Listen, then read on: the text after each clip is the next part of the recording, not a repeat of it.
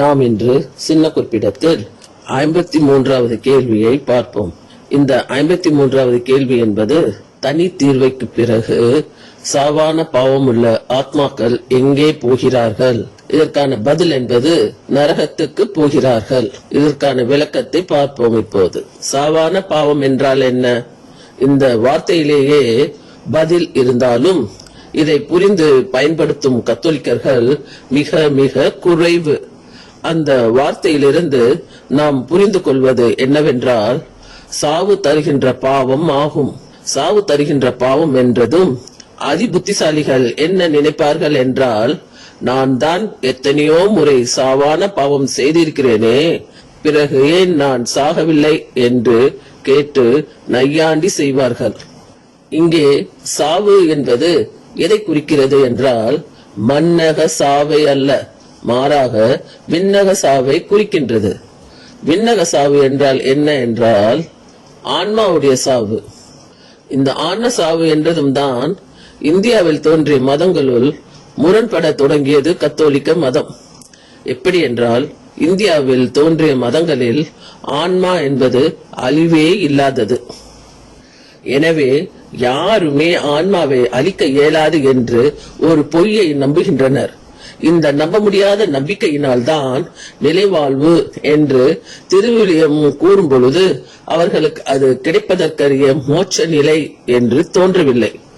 அதாவது ஒருவர் ஆன்மா சாகவே சாகாது என்று நம்பிவிட்டால் அவர் என்ன நினைப்பார் என்றால், இந்த சாகாத ஆன்மாவை நாம் கொண்டிருக்கும் பொழுது நிறைவாழ்வுக்காக தன் ஜாதிக்காரர்களையும் உறவுக்காரர்களையும் தன் மதத்தை சேர்ந்தவர்களையும் புண்படுத்தும் விதமாக அந்த மதத்தை விட்டுவிட்டு இந்த மதத்தை தழுவுவது என்பது வீண் என்று அவர்களுக்கு தோன்றுகிறது.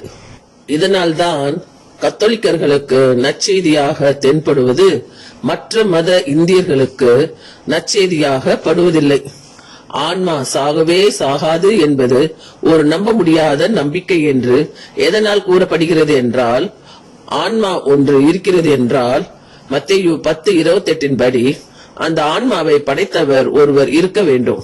அவ்வாறு ஒருவரால் படைக்கப்படாமல் ஒரு ஆன்மா தானாக இருக்கிறது என்றால் அந்த ஆன்மா படைக்கும் திறன் உள்ள கடவுளாக இருந்தால் மட்டும்தான் அவ்வாறு தன்னையே படைத்து கொண்டு இருக்க முடியும். எனவே மொத்தத்தில் ஒரே ஒரு ஆன்மா மட்டும்தான் படைக்கப்படாமல் தானாக தன்னையே படைத்து கொண்டு இருக்க முடியும். மற்றவை எல்லாம் இந்த தன்னைத்தானே படைத்து கொண்ட இந்த ஆன்மாவால் படைக்கப்படாமல் உள்ள ஒரே ஆன்மாவால் படைக்கப்பட்டவையாக தானே இருக்க முடியும். இதுதான் நம்புவதற்கு ஏதுவான நம்பிக்கையாகும். ஆனால் கோடிக்கணக்கான ஆன்மாக்கள் கடவுளை போல் தன்னைத்தானே படைத்தவையாக இருக்கின்றன என்று கூறுவது நம்ப முடியாத நம்பிக்கையாக மட்டுமில்லாமல் நோக்கமில்லாத நம்பிக்கையாகவும் இருக்கின்றது. அதாவது கடவுள் என்ற ஒரு ஆன்மா மற்ற கோடிக்கணக்கான ஆன்மாக்களை படைத்தது என்று கூறும் பொழுது அந்த படைப்பின் நோக்கம் தெளிவாக தெரிகிறது. அது என்னவென்றால், அது தன் குடும்பத்திற்கு தேவையான ஆன்மாக்களை படைத்தது என்பதாகும். இந்த நோக்கத்திற்காகத்தான் கடவுள் நம்மையெல்லாம் படைத்தார் என்று கத்தோலிக்க நம்பிக்கை கூறுகின்றது, CCC 1 படி. ஆனால் ஆன்மாக்கள் யாராலும் படைக்கப்படவில்லை, அவை தானாக இருக்கின்றன என்று கூறும் பொழுது அவை ஏன் இருக்க வேண்டும் என்ற கேள்விக்கு பதில் தெரியாத நோக்கமில்லாத நம்பிக்கையாக இருக்கின்றது அல்லவா?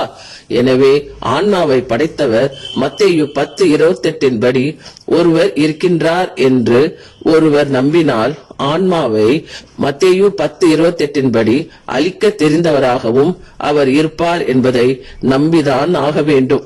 எனவே படைத்தவரை நம்பாத மனிதனுடைய இந்த செயல்கள் இந்த படைத்தவரை பார்த்து என் ஆன்மாவை அழித்து விடுங்கள் என்று கேட்கும் செயல்களாக இருக்கின்றன. இவ்வாறு தன்னை அழித்து விடுங்கள் என்று ஒரு ஆன்மா கேட்கும் பொழுது, இல்லை உன்னை அழிக்க மாட்டேன், மாறாக உன் விருப்பத்திற்கு எதிராக நீ வாழ வேண்டும் என்று கூறி கட்டாயப்படுத்தி அந்த ஆன்மாவை தன்னுடைய குடும்பத்தில் சேர்த்தால் அந்த ஆன்மா அந்த குடும்பத்தில் தவறுகள் அதிகமாக செய்யலாம். அவ்வாறு தவறு செய்யும் பொழுது கடவுள் அந்த ஆன்மாவை கண்டித்தால் அந்த ஆன்மா என்ன கூறும் என்றால், நானா உங்கள் குடும்பத்தில் சேர கேட்டுக்கொண்டேன், நீங்கள் தானே என்னை கட்டாயப்படுத்தினீர்கள், இப்போது வேண்டுமானாலும் என்னை அழித்து விடுங்கள், இல்லாவிட்டால் நான் இவ்வாறு தவறுகளை செய்து கொண்டுதான் இருப்பேன் என்று கடவுளை மீறி செயல்படும் அல்லவா. அதனால்தான் விரும்பாத ஆன்மாக்களுக்கு கடவுள் தன் குடும்பத்தில் இடம் கொடுக்க முடியாது. இவ்வாறு என்னை அழித்து விடுங்கள் என்று கடவுளுக்கு தெரியப்படுத்தும் செயலைத்தான் சாவான பாவம் என்று அழைக்கிறோம். இவ்வாறு ஆன்மா செத்து போகும் நிலை என்பது எப்படிப்பட்டது என்றால், நெருப்பில் எரித்து சாம்பலாக்கும் நிலையை போன்றது. அதாவது மண்ணுலகில் ஒரு பொருளை சுத்தமாக இல்லாமல் செய்ய வேண்டும் என்றால் அதாவது உலோகமாக இருந்தால் அதை நெருப்பிலும் போட்டு எரிப்பார்கள், ஆனால் அது அழியாது.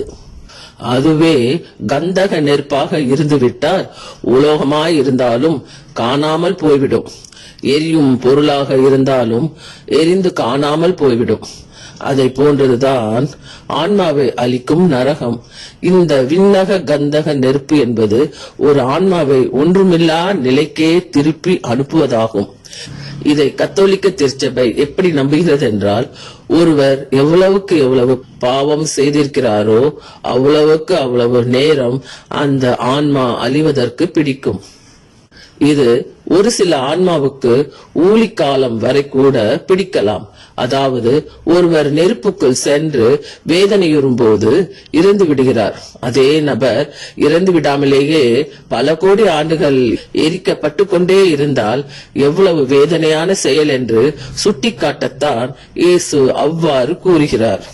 எனவே இந்த வேதனையிலிருந்து தப்பித்துக் கொள்வதற்கு நற்கருணையை நம்பி கடவுளின் தத்து பிள்ளையாக மாறிவிடுங்கள் என்று அழைக்கத்தான் இயேசு கிறிஸ்து மீட்பராக பிறந்தார். இந்த சூழலில் சாவான பாவம் செய்தவர்கள் இறந்த பின் எங்கே செல்ல வேண்டும் என்றால், அவர்கள் கேட்ட சாவு நிலைக்கு செல்ல வேண்டும். இந்த சாவு நிலை எங்கே கிடைக்கிறது என்றால் நரகத்தில் கிடைக்கிறது. ஆகையால் தனித்தீர்வைக்கு பிறகு சாவான பாவம் உள்ள ஆத்மாக்கள் எங்கே போகிறார்கள் என்று கேட்டால் நரகத்துக்கு போகிறார்கள் என்று கூற வேண்டும்.